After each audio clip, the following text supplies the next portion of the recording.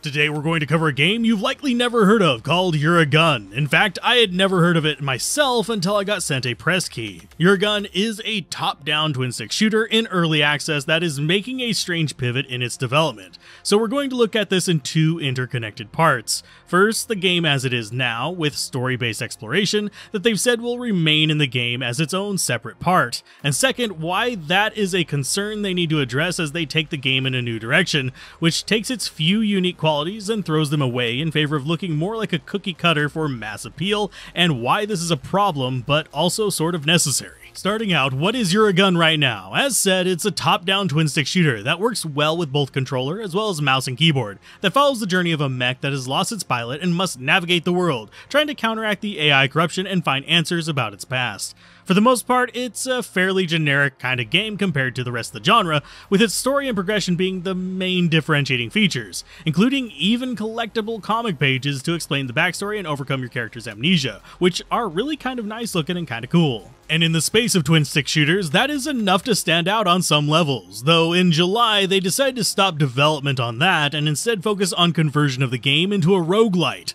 which, even if they are able to maintain the witty banter and backstory involvement, it will lose its world progression and sense of continuity as part of the nature of that kind of change, and unfortunately pitted against a much more competitive space, since the roguelite shooter is one of the more heavily saturated niches in indie gaming, and has been since The Binding of Isaac took off. I understand their issues here though, since releasing a story-driven early access title will almost always run into this problem. Users will blast through the content and retention will drop since it's impossible to develop new content of that type fast enough, especially with a limited team. And while it sadly won't help this development team, generally it is best to enter as an early access roguelite in the genre and then develop a story mode to go with it, rather than the other way around, for this very reason. For Uragun, sadly, it needs this roguelite mode to retain positions on Steam's list so it's actually showing up for players, but it would be disappointing to see the story remain as simply a cliffhanger, or even worse, an extended tutorial of sorts.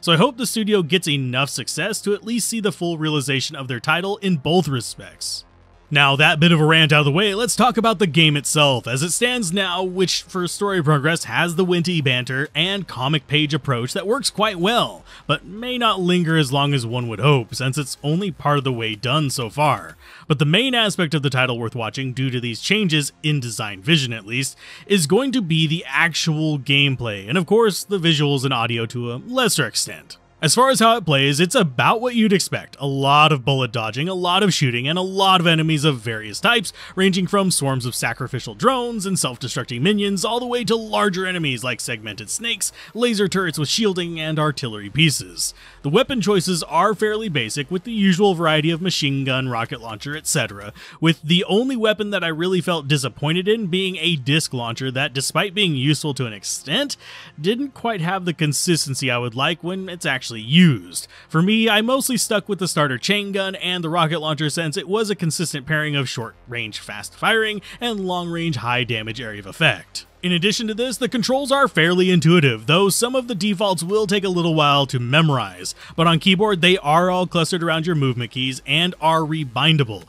which you may want to do with your special attacks especially, since it is a bit awkward to hit Q or E while using WASD for movement, and the F key can get a little bit weird for healing, but it's not too bad. As far as the enemy design, for your rank and file enemies, the design is, for the most part, pretty solid, with, as was said earlier, a good variety of foes, and there is far from a shortage of them to fight as you progress, since the enemies grow more and more dense and more complex as you go. I think the only enemies I didn't particularly love were the bosses. They always felt drastically out of scope with the normal enemies you had been fighting before, often with mechanics that made them more frustrating than necessarily difficult, to the point where deaths I encountered often felt more cheese than necessarily a challenge to overcome, though we'll have to see how these work into the final version of the game, along with whether they plan to keep the 3 live system they have right now, since if they decide to remove that, it would require significant redesigns to the bosses if you don't want to make the bosses super frustrating for new or even intermediate players.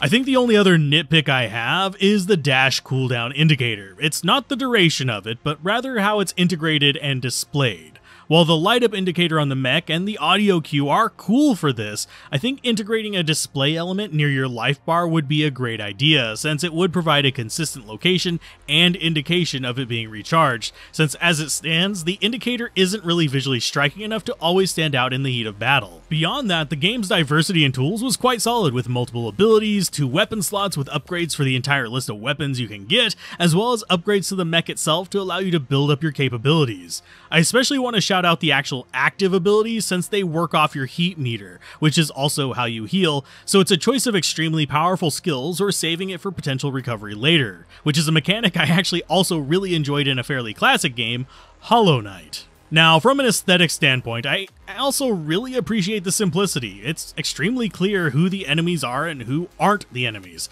due to really good use of the standard color design, which is good blue, bad red kind of stuff. And this also helps it be a lot more clear what you are intended to do at any given location, since it uses strong visual shorthand. The audio is similarly solid, with good music, decent sound effects, and reliable audio feedback on your actions to tell you whether good or bad things are happening, so I'm glad to see the bones for a good setup are there as well. All that said, overall, I liked my time with this game, though I am hesitant to recommend it just yet until we see how they plan to implement the roguelite aspects and the meta progression for the game, since with this shift, that can make or break the new game they are intending to make out of this. Though oddly, on the flip side, I hope this transition is more successful than I think it will be, so that we can see how the story they were originally crafting turns out to be. Now, if you want to check out something with a similar clean flavor, albeit with a little more of a retro vibe, check out the on-screen link now to X Zodiac, which is the modern spiritual successor to classics like Panzer Dragoon and Star Fox.